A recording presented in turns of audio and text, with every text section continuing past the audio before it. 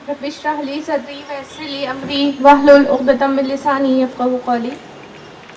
तशरीफ़ फरमा स्टेज पे तशरीफ़ फरमा गिरामी कद्र मुअज़्ज़िज़ मेहमानान ख़ुसूसी और गिरामी कद्र सामीन व सामियात, अस्सलामु अलैकुम व रहमतुल्लाहि व बरकातुहू।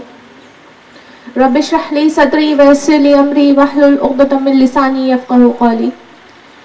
नहमदुहु नसल्ली अला रसूलिल करीम, अम्मा बाद।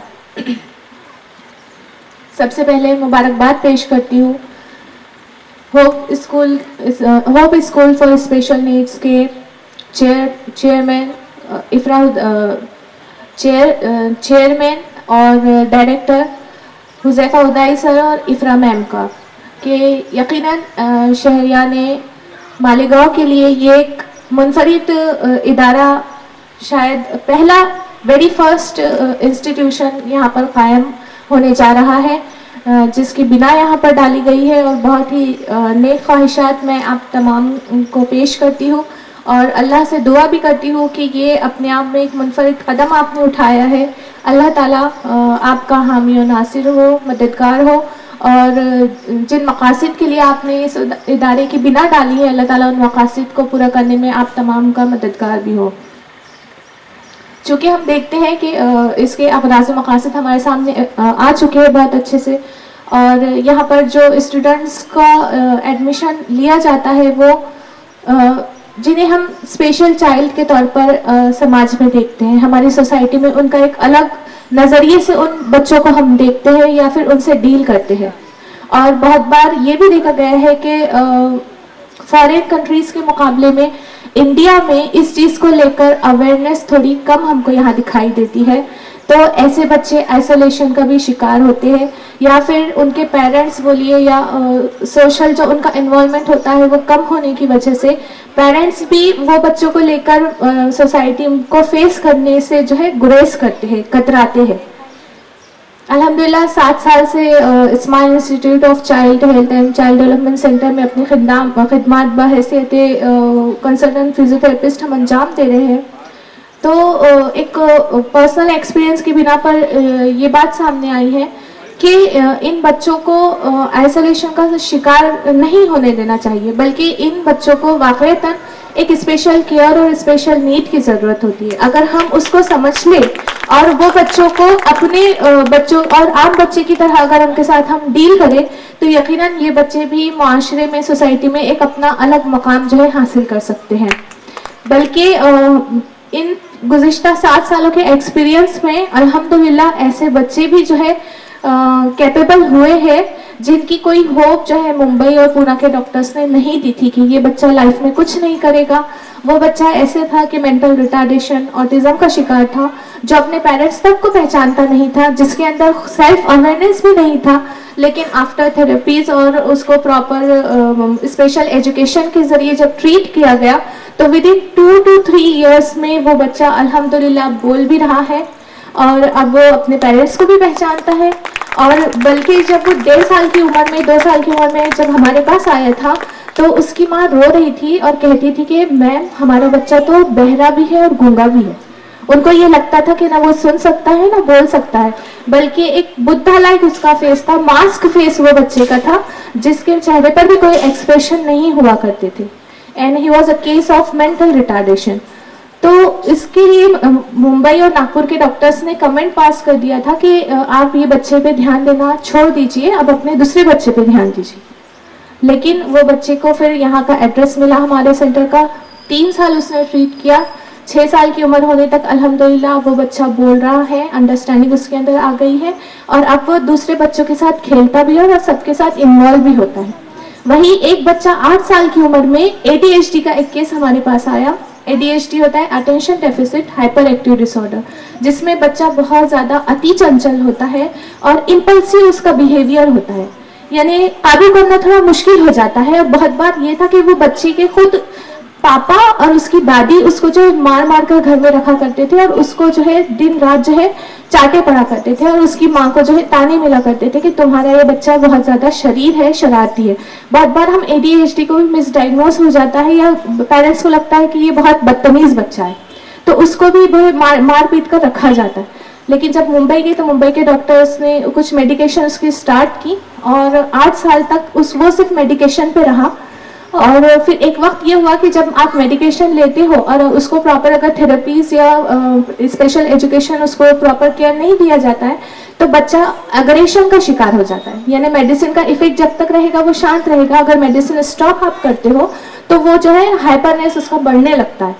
तो एक वक्त ऐसा आया कि वो बच्चा कपड़े उतार कर नाली में भी चलता था, पत्थर उतार कर अपने टीचर को भी वो दे मारता था, क्योंकि पेरेंट्स को पता ही नहीं था कि ये बच्चे को कुछ प्रॉब्लम है। नॉर्मल बच्चे की तरह उसको नॉर्मल स्कूल में डाला तो एक दिन उसने अपने टीचर को ही मार दिया और दूसरे बच्चों को भी हार्म पहुंचाने लगा। और नौबत ये आई कि वो एक रेप्यूटेड स्कूल में था तो वहाँ की प्रिंसिपल ने ये कहा कि अब इस बच्चे को इस स्कूल से दाखिला हम निकाल देते हैं, अब आप यहाँ से अपने बच्चे को निकाल दीजिए। तो फिर वो हमारे सेंटर पर आए और अल्हम्दुलिल्लाह 3 साल उसने थेरेपी की ऑन रेगुलर बेस।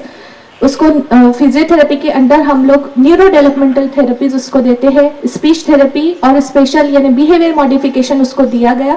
साइमल्टेनियस ये तीनों थेरेपीज उसकी चलती रही। 3 साल के अंदर वो अभी ना उसको स्कूल से निकालना पड़ा and he is now in top 3 and he can speak an English also. जो बच्चा आई कोऑर्डिनेट भी नहीं करता था, ना वो ठीक से बात कर सकता था, जब पहले दिन वो हमारे पास आया तो 4 लोग वो बच्चे को जगह पर बिठाने के लिए लग रहे थे कि वो बच्चा काबू में नहीं आता था। लेकिन रेगुलर बेस पर उसकी थेरेपीज हुई, अल्हम्दुलिल्लाह he is in top 3 now. तो ये चीजें होती है कि हमको ये चीज सबसे पहले अंडरस्टैंड करनी होगी और बीइंग अ पेरेंट्स ये हमारी रिस्पॉन्सिबिलिटी बन जाती है कि हम माशरे को फेस करने के चक्कर में अपने बच्चों को इग्नोरेंस का शिकार कर देते हैं और माशरे को या सोसाइटी में अपना मकाम या मर्तबा बनाने के चक्कर में हमारे इन बच्चों को हम सोसाइटी में लाने से भी गुरेज करते हैं। तो सबसे पहले हम रिक्वेस्ट करेंगे कि पेरेंट्स से एक रिक्वेस्ट करेंगे कि सबसे पहले आप अपने बच्चे को एक्सेप्ट कीजिए, उसको घर में छुपा कर मत रखिए, उसको सोसाइटी का हिस्सा बनाइए, उसको प्रॉपर और स्पेशल एजुकेशन दीजिए। और चूंकि होप स्कूल जो है अपने आप में एक मालेगांव के लिए बहुत खुशकिस्मती की बात है कि जहां पूरे इंडिया में गिने चुने ऑटिज्म के लिए 4 से 5 NGOs चलती है, मालेगांव में एक कड़ा कदम और एक बहुत ही खूबसूरत कदम जो है दारुल इल्म फाउंडेशन ने उठाया है। तो आप लोग भी इस एजुकेशन फाउंडेशन का और इस होप स्कूल का हिस्सा बनिए। अगर ऐसे बच्चे आपको दिखते हैं तो उससे जुड़िए। और यकीनन नाउम्मीदी तो कुफ्र है। अल्लाह ताला फरमाता है कि बीमारी हमने दी तो शिफा भी हम ही देंगे, शिफा का खालिक तो अल्लाह रब्बुल आलमीन ही है, लेकिन हम जो है उसका प्रॉपर वे में उसको ट्रीट करें, उसको पहले डायग्नोस करें, एक्सेप्ट करें और उसके लिए हम एक रेगुलर और रूटीन बेस पर इस चीज का हिस्सा बने। ये चीज के लिए एक चीज ये भी हमको अजबर करनी चाहिए कि बहुत बार हम जल्दबाजी का भी शिकार हो जाते हैं। जब हम ऐसे इंस्टीट्यूशन या रिहैब सेंटर से जुड़ते हैं तो एक उजलत का शिकार हो जाते हैं और हम जो है कंडीशनल बेसिस पर हमारे बच्चे का दाखिला वहां पर करवाते हैं कि अगर हमारा बच्चा वहां पर जा रहा है तो एटलीस्ट 2 मंथ्स में 3 मंथ्स में कुछ तो रिजल्ट्स दिखे। बट जब अगर हमारा बच्चा स्पेशल चाइल्ड है तो we can't be conditional at all. ये चीज हमको समझनी पड़ेगी। It is a time taking and long term process. बहुत से बच्चे ऐसे जो 1 साल तक भी रिजल्ट नहीं दिखाएंगे और 1 साल के बाद सडन उनके अंदर एक प्रोग्रेसिव चेंज हमको दिखता है। कुछ बच्चे जो 1-2 महीने में बहुत ड्रामेस्टिक चेंज उनके अंदर हमको देखने मिलता है। तो हर बच्चे का डेवलपिंग और ग्रोइंग पावर वेरी करता है चाइल्ड टू चाइल्ड। इवन हमारे घर में भी अगर 5 बच्चे हैं तो 5 की कैपेसिटी अलग रहेगी, ग्रोइंग पावर अलग रहेगा। तो इसलिए और जब बच्चा ऑलरेडी स्पेशल चाइल्ड है तो उसमें हम कंडीशनल बेसिस पर दाखिला ना ले, बल्कि एक पूरी उम्मीद होकर और एक हौसले के साथ और एक रूटीन के साथ यहाँ पर जुड़े और मुस्तकिल मिजाजी हमारा हिस्सा हो कि कम से कम 1 से 2 साल हमारे बच्चों को प्रोग्रेशन में लगता है। तो बस इसी के साथ मैं और ये भी आपको बता दूं कि ऑटिज्म की चूंकि यहाँ पर बात होती है तो ऑटिज्म में जैसे बर्तानिया में हर साल जो है वहाँ पर मरदमशुमारी की जाती है, सर्वे किया जाता है।